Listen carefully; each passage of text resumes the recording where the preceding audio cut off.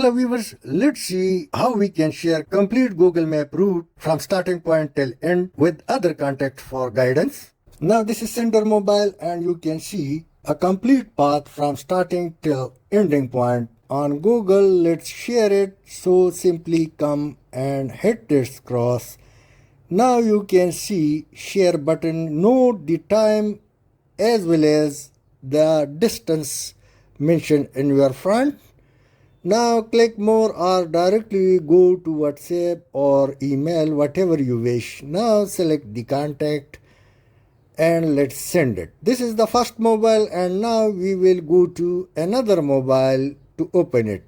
Now the second mobile, it's reach. Now open the WhatsApp and this is the area or message we shortly send.